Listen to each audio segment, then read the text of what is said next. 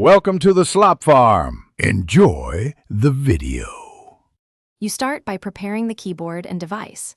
Make sure the Lofree has at least 20% battery, then power it on so it's discoverable.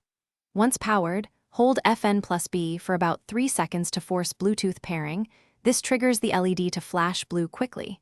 You do this because the keyboard defaults to wired or second channel otherwise. Forcing pairing ensures the keyboard broadcasts. Now, keep the keyboard close to your phone or computer, so discovery and signal strength are optimal. Once the keyboard is broadcasting, open your device's Bluetooth settings and enable scanning. Most systems show available devices within a few seconds. You should see Lofree or the model name, tap or click it to pair. If the OS prompts for a PIN, try 0000 or 1234, or accept the request. Modern systems often pair without a code. Make sure you pick the correct Lofree entry if multiple appear. If pairing stalls, cancel and retry after toggling Bluetooth off and on. Finish by testing the connection. Type a few characters, try backspace and media keys to confirm layout and functionality.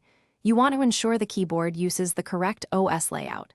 If you plan multi-device use, switch channels with FN+1, 2, or 3 to connect additional devices. If pairing fails, reset the keyboard by holding FN+R for 5 to 8 seconds, then repeat pairing. This clears stale pairings and often resolves conflicts.